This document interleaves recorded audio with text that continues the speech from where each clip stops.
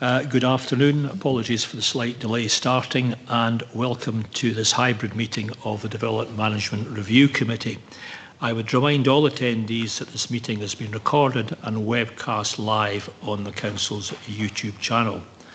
I have agreed the attendance of some members remotely and would remind all remote attendees to mute their microphones when not speaking. Can I also remind remote members attending hybrid meetings where quasi-judicial matters are being considered that they will not be permitted to participate by audio only and must have their video and camera functions switched on at all times. For any members of the public watching, please note that all public committee reports are available on the Council's website. We do have some members of the public in the chamber, and for their benefit, Councillor Doran is attending remotely, and we have our planning advisor, Mrs Milne, remotely, and Mr Petrie from Environmental Health. Other participants will be in the chamber. Okay, we'll go on to the business. Number one. Okay, just for clarification, Councillor Doran is not taking part in the first two items on the agenda, items 4 and 5. We'll move on to apologies and substitutes. Thank you, Convener. No apologies. Okay, and item 2, declarations of interest and statements of transparency. Councillor McLaren. Yes, I declare a non-financial interest in item 4, report 195/25, and reiterate my previous statement. Okay, thank you. We'll just ask you to leave after item 3, and we'll give you a call back when we're ready to start item 5. Thank you. Okay, so we'll move on to Councillor Doran. Yeah, thank you. Just wanted to confirm, would you like me to leave during the first 2 items and come back in, or can I stay and then just join in when we move on to the next items? I think it's up to yourself, Councillor Doran. If you want to stay, you're perfectly happy to stay. If you want to leave, you just have to remember to come back in good time. Okay, I'll leave it with yourself. Move on to item 3, the minutes of the previous meeting. That was the meeting of the 3rd of July. Are these correct minutes? Okay, thank you. We can approve those minutes. Okay, we'll give Councillor McLaren just a minute to leave before we move on.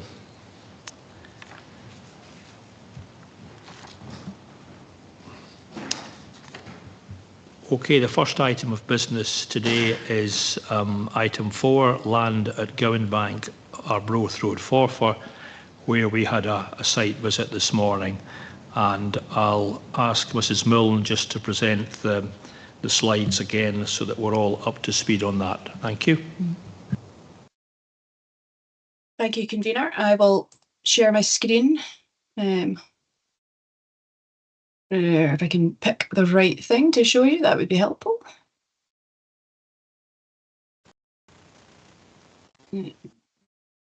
Okay, so that should be, hopefully, I'll put it on.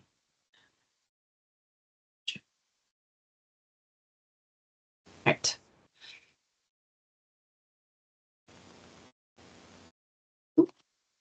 Sorry, is that still on slideshow? Have I taken that off? There we go. That's clear, yes. Yep, good, perfect. Okay, so the case in front of members of the DMRC seeks the review for the refusal of planning permission for an application for the erection of a dwelling house and associated works. The application site relates to a triangular area of ground measuring around 1,120 square metres. It is bounded to the north and west by the Rosy Road core path, to the east by agricultural land, and to the south by residential properties and an access strip serving those properties. So you can see on the location plan here, so to sort of north-west boundary is the Rosy Road core path.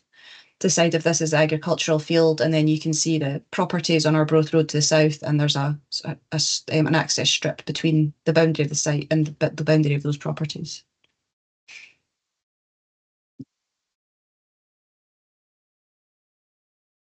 The proposed dwelling is to be single-storey and located in the east side of the plot, with a footprint of about 165 square metres and a ridge height of approximately 5 metres. Boundaries are to be a 0.6 metre high dry stone wall and a 1.8 metre high timber fence. The dry stone wall goes from B to B, so all the way along the Rosie Road boundary, and then down the east boundary, sort of the grassed area that you can see here. And then the timber fence is A, just below where B there, and then around the boundary at the south, I say basically for that grassed in area as well. So you can see on the diagram, on the drawing. Fill drainage is to be by the public sewer, surface water via SUDS, and the water supply is to be through the public main. A 3.5 metre strip is to be maintained adjacent to the south boundary to allow access to the neighbouring properties to the south. So that was just as we were discussing. You can see that here, the white area that's within the boundary of the site. Vehicular access is at the southwest corner of the plot, with parking for 3 cars provided within the plot. And you can see this, the drawing in the top right corner here indicates the sort of parking area, which you can see to the bottom corner in the larger drawing. The proposal was amended to confirm the boundary enclosures and the provision of turning space within the plot. So as I say, this the drawing up in the top right corner here is just a variation to show how cars can be parked and how they can turn within the site.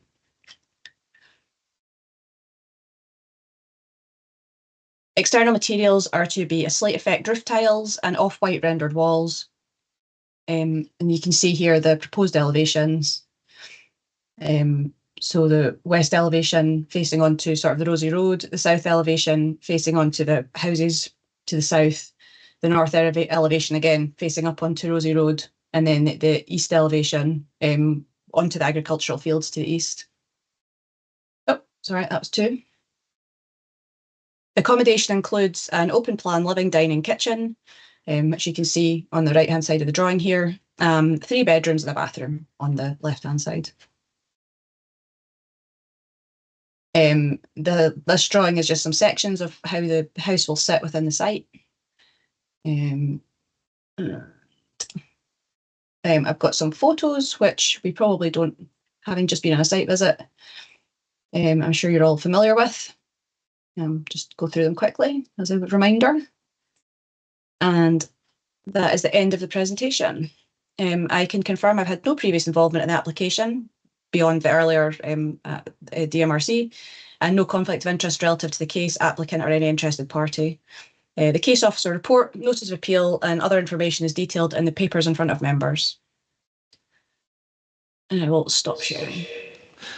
Okay, thank you. Any questions for Mrs. Milne? Councillor Beattie, on you go. Thank you, Convener. Mr. Milne, one of the reasons that it was refused before was to do with policy PV3. I had a look at that, and that seems to suggest, though, that the existing access is retained. Is that correct? There's no new access to the site. It would be via the Rosie Road itself.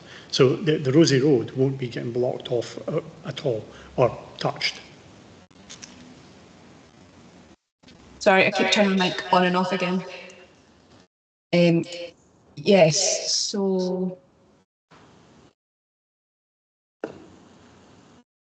actually, so this is the existing. So this is the Rosie Road coming off Arbroath Road, and there's an existing gate in this corner that gives access into what is now a field, which is this gate here, and that will be the access into the site. Sorry, Mrs. Milne, please could you share your screen? It's just that members can't see that in the chamber. Sorry. Forgetting I've switched it off. Sorry, so I was saying this is the existing gate into the field here, which will be the access into the site, and this is it in here.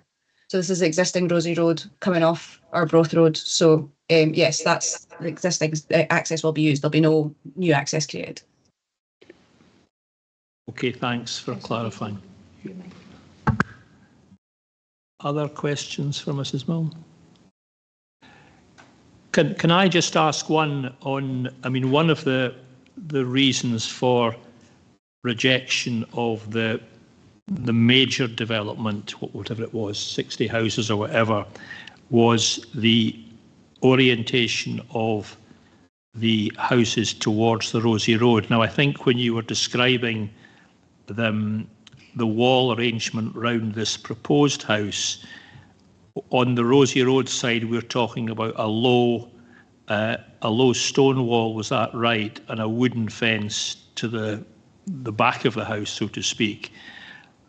That would, correct me if I'm wrong, that would be providing effectively what the planning reporter thought was desirable, which was that the road, the public road, was visible from the house, and therefore it wasn't sort of a high fence which made it less inviting, etc., for walking on. Was that the gist of the complaint? And is this location of the house and the orientation, does that satisfy that concern? Yes, I will. Sorry, I'll just share my screen again. So, yes, as you say, from B here, like which is the access into the site, all the way up the Rosie Road, yes, the proposal is for a 60 centimetre, 0.6 of a metre high, stone wall. And yes, there are windows that look out onto the Rosie Road, which was one of the things that had been an issue previously, was that it was the back gardens that backed onto it. So it does provide some natural surveillance of the core path, which was one of the issues previously. I think the officer in the report of handling, one of their concerns though was that we wouldn't necessarily have any control over whether that wall were increased in height, because it's not within, because of the distance it is from a road. The Rosie Road obviously is a path. We wouldn't necessarily have any control over if someone decided to put up a taller fence there. That's not something we would have any control over. But yeah, what is proposed is 0.6 of a metre. And the lounge area for the house is at the top end of the north end of the building, overlooking, effectively looking towards the Rosie Road. That's my reading of the plot and the layout. The layout, which is on page 29 of the papers, shows the living room at the, if you like, the top of the T, which is on its side, and that would be pointing towards the road, or the Rosie Road. That's my reading of the drawings, which again gives you the overlooking the road, which is what people wanted, and when the previous bigger scheme was rejected. That would you agree with me there? Yes, that addresses the issue that the reporter had identified. Okay, that's fine. Just conscious, are there questions for other officers? Councillor Beattie. Yeah, Mr. Barnes, we had a look at the access today, and Ms. Milne just pointed out that where the entrance to the site would be. Is there any roads comment on the turning heads, whether or not that would create a problem? Thanks, Councillor Beattie. So just to reiterate, the Roads Authority did not object to the application. In terms of turning, there is sufficient space within the site to allow turning of vehicles. With that and the availability of the space within Rosie Road added together, sufficient for the turning of vehicles. Okay, thank you. Maybe if I could also ask Mr. Petrie just to give us his views, because if you read the papers, there's various concerns about septic tanks and discharge, etc. Now, I did note there was a strip mentioned in Mrs. Milne's presentation, but perhaps if we could just get a view from environmental health on that aspect. Thank you, Convener. Can you hear me okay? Hear you loud and clear, yes. Yep, thanks, Convener. Yes, there is still some concern regarding the soakaway for the septic tank is along the Arbroath Road. However, we think it's just a small area and perhaps a redundant soakaway, but we're not entirely sure. We were happy enough that the plot can be built on as long as the building itself doesn't encroach on the soakaway. And if we can seek an undertaking from the applicant that they don't do that and they can give access, should repair be required, to the owner of the septic tank, then we're relatively happy that this should be able to go ahead without any major impact. Is that something that, if we were minded to approve the or to uphold the appeal, we could cover with conditions? That could be something we could suggest a condition for, convener, yes. Okay, that's helpful.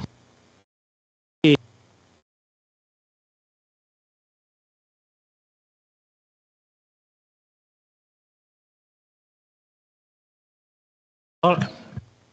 In answer to your question there, Chair, all the questions I had in my head, you've now covered, as have others. Okay, well, we'll just go round the table and see what people's initial impression is. Do you want to start off, Councillor Clark? You're the local member. Quite happy to, thank you. I have to say, on reading this, before I went on the site visit, and I've now since things answered, I was quite concerned. But on balance, I think I would want to grant this application. I would want to see this house built. We've spoken to roads, we've spoken to how they would turn round, we've spoken to the orientation, we've spoken about the orientation of the house, we've spoken to the environmental officer for the sods, the soakaway that was a concern of mine. I think on balance, I'd be hoping that they'd be able to pass this out. Councillor Beattie? Yep, thanks, convener. I would also uphold the appeal. I think, the policies that have been chosen, it seems to suggest that this would affect the existing access, but we've been out there today, we've seen the existing access is retained, so I'm quite happy with that. In relation to policy 20 on NPF4, the blue-green infrastructure, well, that talks about fragmentation or net loss of existing blue and green infrastructure. I don't see that really comes into effect here. One thing I would want to point out, though, is that the recommendations from the Countryside Access Officer, I think they're key, and they're on page 20 of the combined papers. So, the building should be located as far back as possible from the boundary of the core path. The maximum height of the boundary between the plot and the core path should be controlled by condition to ensure that the path is well overlooked and that the impacts on the open character are minimised. And we've spoken about the consideration should be given on how vehicles accessing the site, including delivery vehicles, which are, as we know, are bigger than just cars, can turn without compromising the safety of the path users. So we don't want anyone using the path to be put out by this. So I'm happy to uphold the appeal.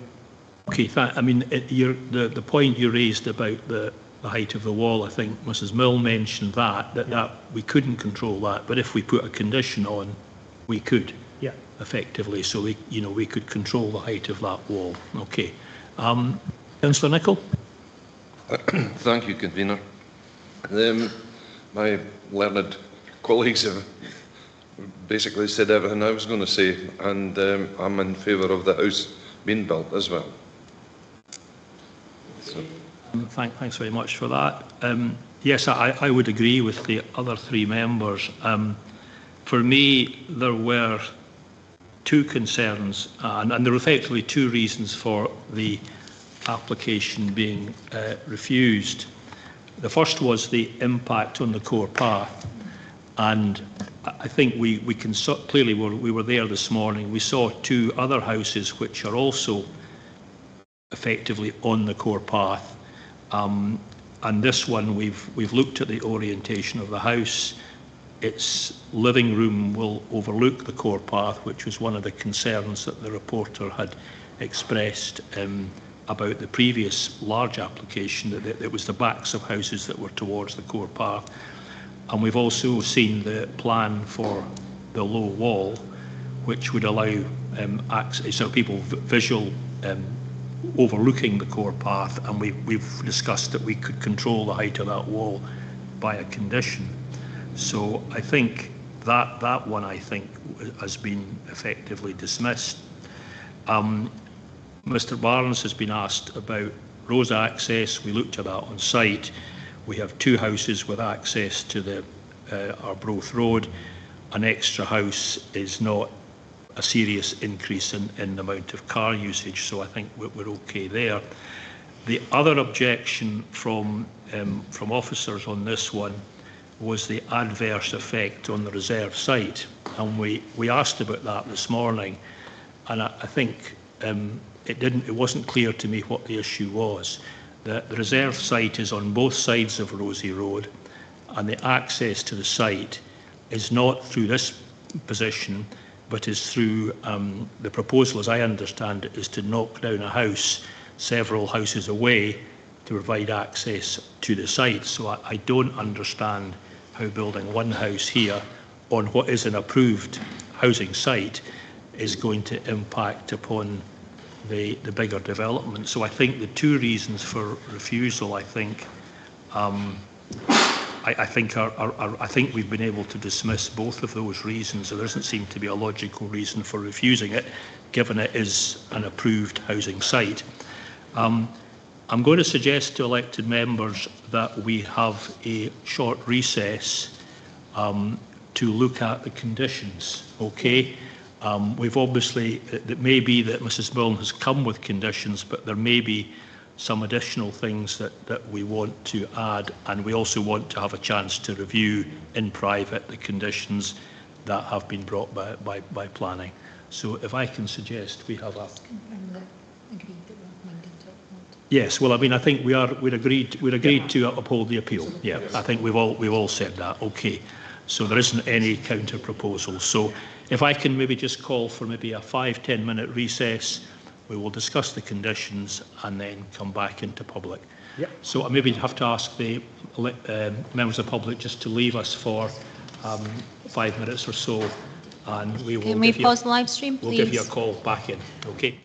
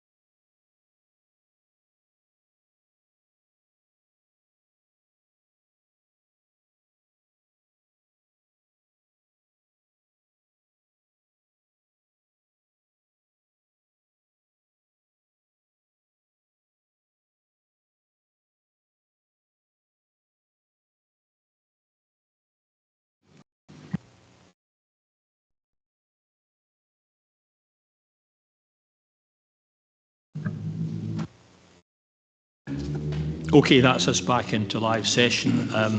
Thanks for discussions during the recess.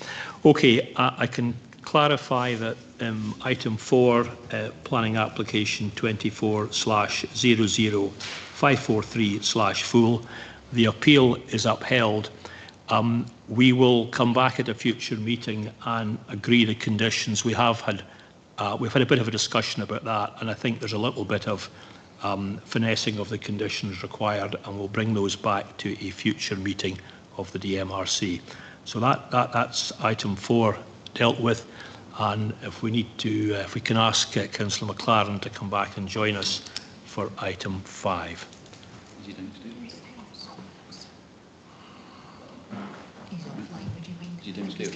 Yep.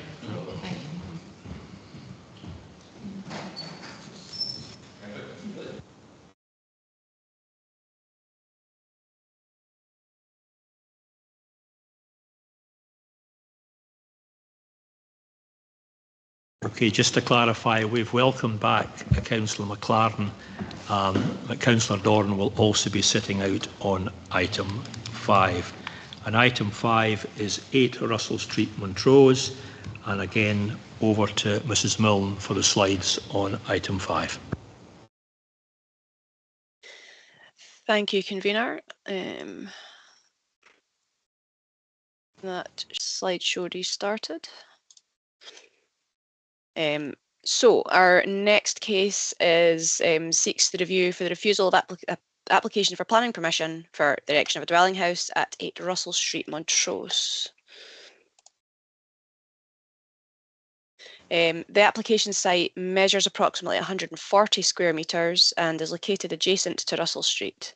It comprises land enclosed by walls on 4 sides, sitting to the rear of garden ground serving a property on Palmerston Street.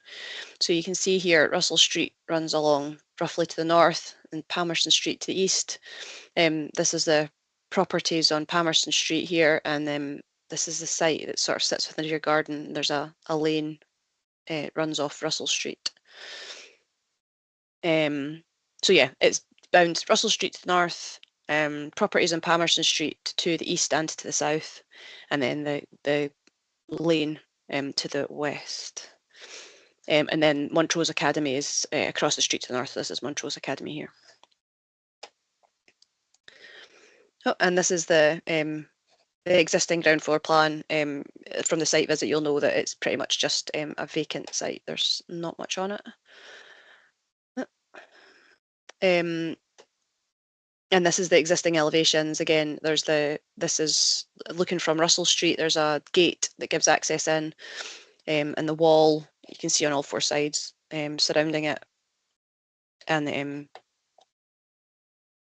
from each side. So the application proposes for the erection of a detached 2-storey rectangular 2-bed dwelling with a ridged roof. The new house would occupy a footprint of approximately 60 square metres, the building here in the corner, with a 30 square metre parking for 2 vehicles, shown in the top right corner, and then a small seating and bin storage area that's approximately 20 square metres, which is in this top left corner. We might have a... Oh. So yeah, this shows it better here within the site. An air source heat pump would be located in the east elevation, and that is it here. With the vehicular access off Russell Street, as we discussed, and the large gate. It's set onto the south and west boundary walls, and then up the boundary wall to Russell Street would be retained. It's to connect to the public water supply and the public drainage network for fill drainage, and surface water drainage arrangements are, like drawings for them haven't been provided. So yeah, this is the ground floor you can see here, and then the upper floor with the, so this is a double height, the stairway above the living space, and then there's just basically upstairs there's a bedroom and the study space and the wardrobe.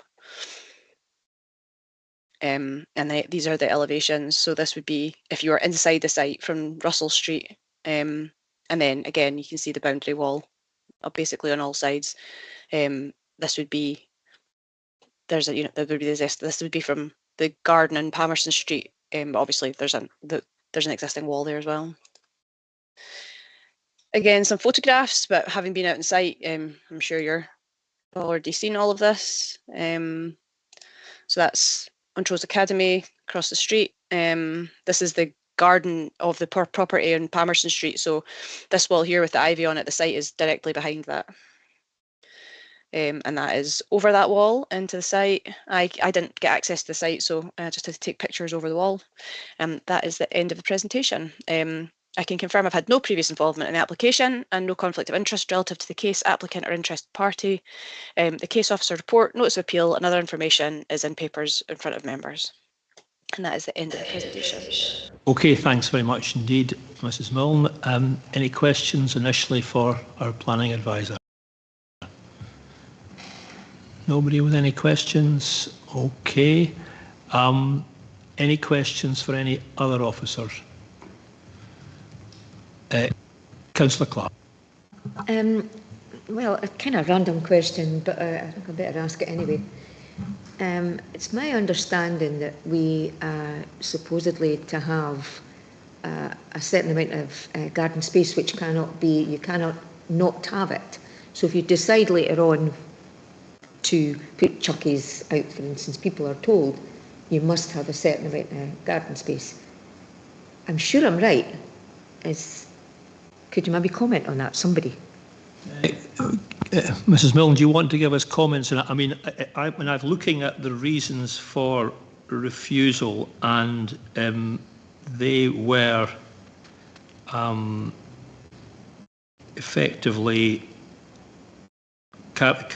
sort of character of the area, which I think was MPF4 policies 7 and 14. I think 7 relates to conservation areas, and 14 I think is about adequate living conditions or something like that. But clearly, clearly this is a very small plot. There is very little garden ground.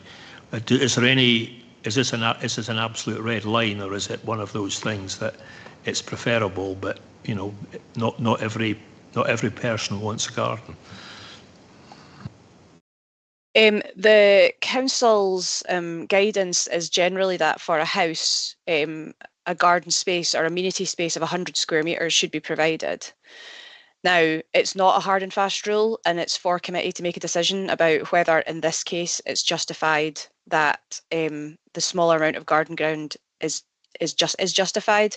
But that is one of the reasons for refusal, is that the proposal doesn't provide adequate residential amenity for the residents of the house, and one of the reasons is to do with the fact that there's not an adequate amount of outdoor amenity space. Okay, thanks for clarifying that.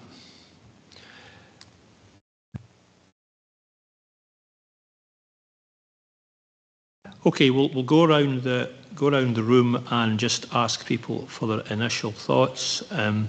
Councillor Beattie, do you want to give us your initial thoughts on information to determine the review? Sorry, I think we have enough information now to determine it. We've done the site visit. We've no further questions for officers, so I think we're now on to just getting people's initial views. Right, thanks, convener. Yeah, I was initially, when I saw this, I was a bit torn, because I know that you want to get housing into as many areas as possible. I wasn't convinced with the first reason for the refusal. However, I am totally convinced by the second reason, and I don't think this would create a satisfactory residential environment, and I'm happy to go with the officers on this.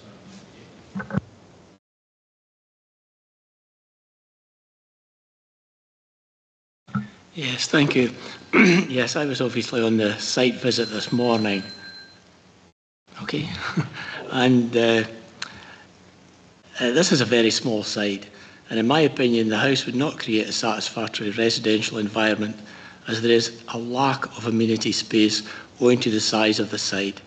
I also feel the house would be out of character in this conservation area, and therefore I would agree with the officer's decision and refuse. Okay, thank you. And Councillor Clark.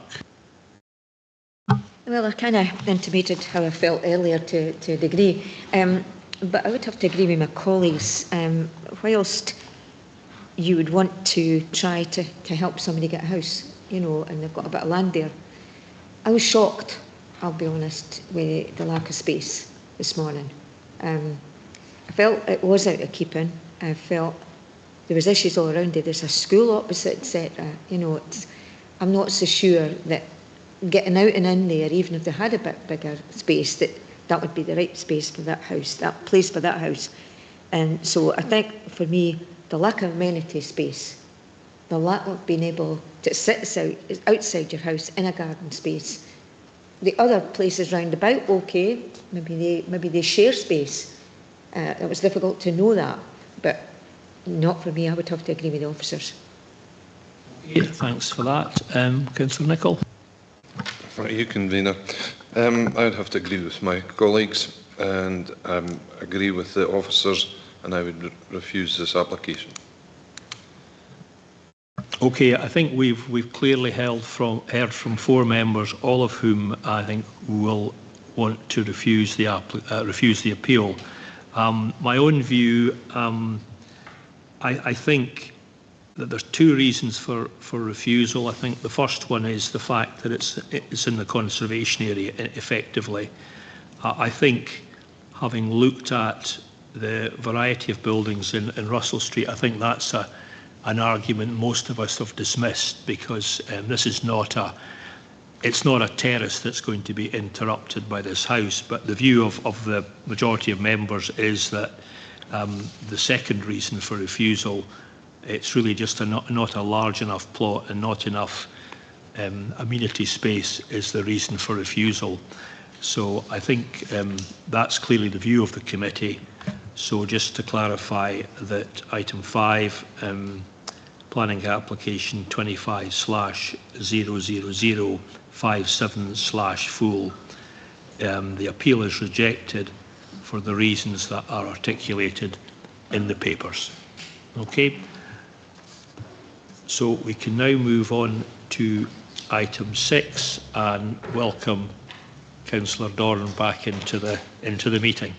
Thank her for her patience. So item 6 is the land 40 metres east of Grange Cottage, Dronley, Birkhill, and again ask Mrs Milne to present the slides. And just to clarify that the legal advice for this one is coming from Mr McQueen, as our other legal officer has declared an interest on that item, just to clarify that. So over to you, Mrs Milne, again. Thank you, Convener. Okay. So the third item seeks a review for the refusal of an application for planning permission in principle for the erection of a dwelling house. The application site measures around 1,010 square metres and is bounded to the east, north and northwest by Grange Cottage, Chandra and Dronleyburn cottages, with agricultural land to the south and southwest. So you can see from this location plan, the site's outlined in red. The land outlined in blue is also in the ownership of the applicant. That's what that indicates. So there's the access road off Dronley Road, which is here, and then the cottages around it. The plan submitted shows access taken from the track to the northeast of the site. So you can see the vehicle access down in the sort of bottom right corner, with the new dwelling house in the middle of the plot. This is in principle, so these are only indicative drawings. Private drainage arrangements are proposed as a new septic tank for the foul drainage, and surface water to go to be dealt with by SUDS, and the proposals to connect to the public water supply. An additional plan, which is here, was submitted showing proposed hazard markers to address the concerns of the road service on the road just at the entrance into the access track on Dronley Road. And I will let Rhodes speak to that. And this is some photographs of the site. So this is on Dronley Road. This is the access here on the right hand side going into the access track that the site comes off. And this is kind of the entrance. So this is coming in off Dronley Road, and then this is looking in the opposite direction coming off let's say, looking onto the main road. And this is the site here. So this is from the sort of bottom corner. This is, oh, I forget the name of the cottage. That's dreadful. And then in the north, to the north of it. So we're looking sort of northwest. Yes, looking northwest, as it says. Then this is the site in here. And this is sort of turning around and looking the opposite direction. So this is the access track. The main road's just round. You can just about see it in the background there. And then this is again just from sort of further up, facing south across the site. So this is looking across the site. And that is the end of the presentation.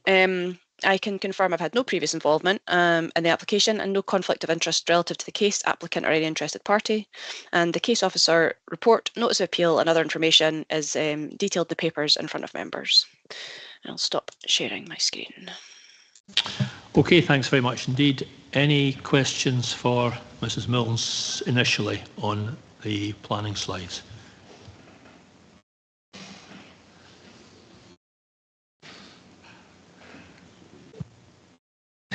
Thanks, Convener. Ms Milne, this property, when you compare this to the guidelines for rural housing, this would seem to fit a gap site perfectly. Why is it not? So the development plan is the local development plan, Angus development plan, as well as the National Planning Framework 4, and the most recent document takes precedence. So National Planning Framework 4 in relation to rural homes sets out a range of criteria that have to be met, and none of those relate to gap sites. So it means that in terms of our local development plan, the policy and the parts of the policy in relation to gap sites are no longer in effect. They are now superseded by NPF 4. Okay, thanks for clarifying that. And Councillor Dorn. Thank you. Mine's not a specific question, although I want to raise the question about whether we need to do a site visit for this one, just because of the sightline question that's raised. We've had some other rural kind of similar applications that we've gone to have a look at for that reason, and that was really helpful to do that site visit. So I just wanted to see if we could request that. Thanks. Yes, I'm always quite keen on a site visit. However, I wanted to ask Mr Barnes some questions first before, if there's no further questions for planning, I wanted to sort of understand the objection from roads. I wanted to get the view. I mean, there's this marker scheme that's been proposed by the developer, which I get the feeling that road service are not very keen on. And just to get an understanding for what the road's concern is about this site, because they're clearly, I'm not clear, are there one or two properties that are currently using this access to access Dronley Road, and how much are we increasing that by if we were to agree to this house? So I mean, that's the sort of thing I wanted to get the roads view before I considered whether we needed to have a site visit or not. Thanks, Convener. I think it's a bit of a moot point of how much you're increasing the traffic, because it only takes one car to have an accident. So the Roads Authority objected to the application on the basis of an increase in use of a substandard access by virtue of the lack of sight lines. So as you've said, I would thoroughly recommend committee have a site visit to see that for themselves. And in terms of the marker posts, I think that's a reaction by the applicant to try and persuade the Roads Authority that they're making the roads safer. Marker posts are not going to provide visibility sight lines, which is what the issue is. You're not these markers or things not something you would support? No. That's just more infrastructure for the Roads Authority to maintain. So I guess Councillor Dorn is suggesting we have a site visit. What's the view of the rest of the committee on that one? Okay, I'm seeing nodded heads there. So we'll agree to have an unaccompanied site visit and ask Mrs Stewart to organise that in due course. Are we agreed at that? That's the way forward on that one? Okay, thanks very much for that. We will now move on to item 7, which is the land 25 metres north of Garlowbank, Kinnordy, Kirriemuir, and again over to Mrs Milne. Thank you, convener. Oh, everything's moved about. Good. I think that should be the right thing you're seeing now.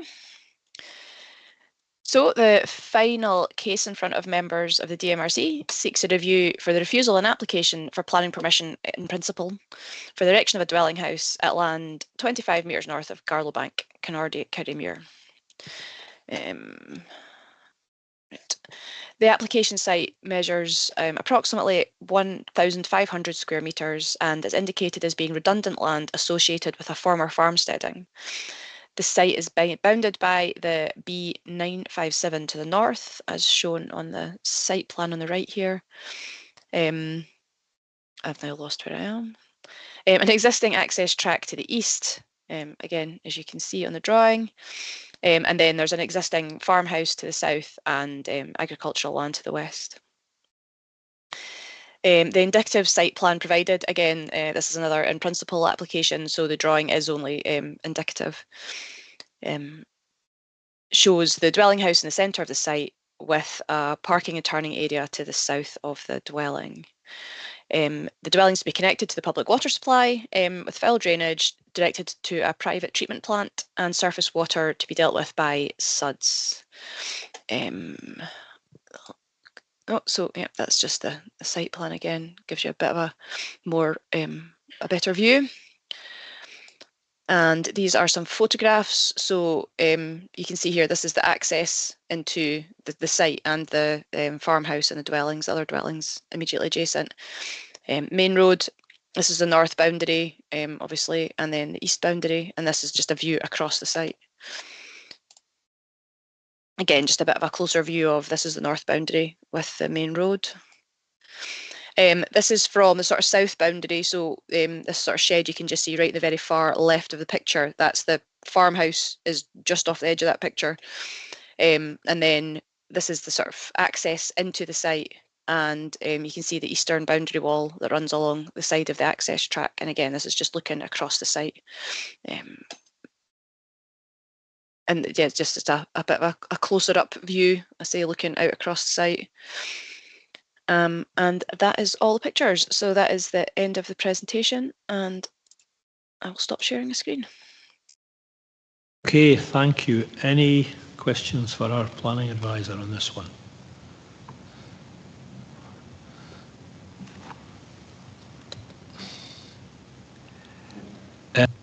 Councillor Nicholl. Is the site a brownfield site? As I'm not mean a funny brownfield, and being an old stackyard or something, where they used to cart in stones, put them down, and then build the stacks on top of them, and almost make it unagriculturable.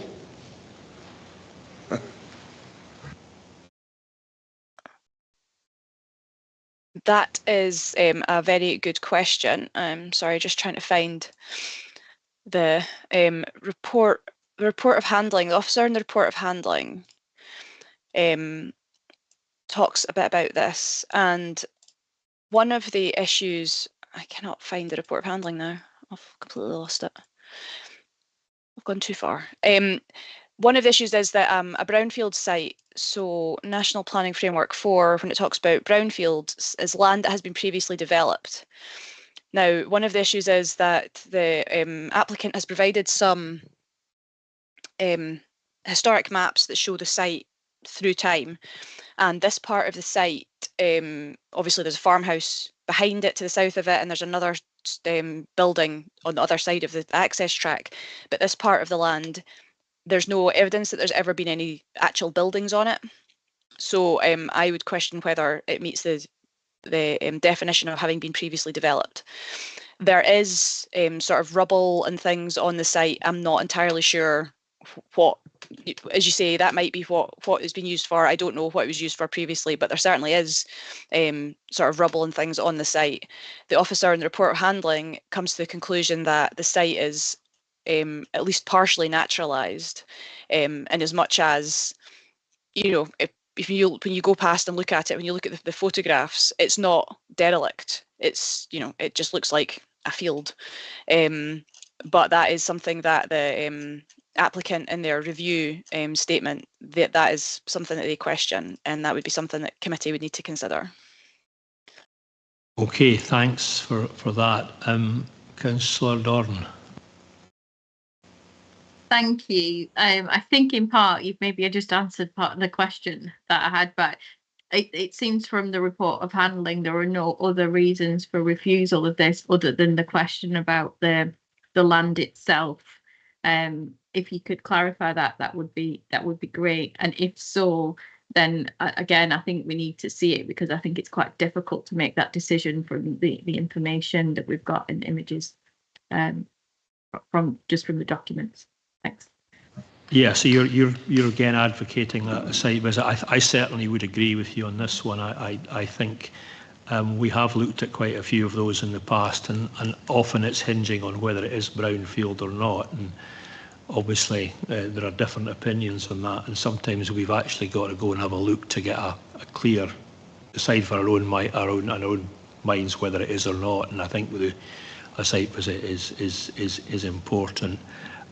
Just to clarify with Mr. Barnes, there's no roads objections on this one, is there? That's correct, Convener. That's grand. So if our members agreed that we should just do a site visit on this one as well? Okay. So right, just to clarify there on planning application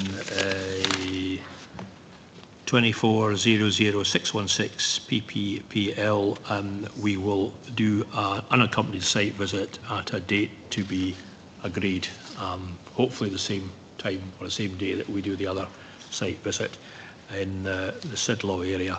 So thanks very much for your attendance today, and I'll wish you a good remainder of Friday. Thank you. Can we stop the live stream, please?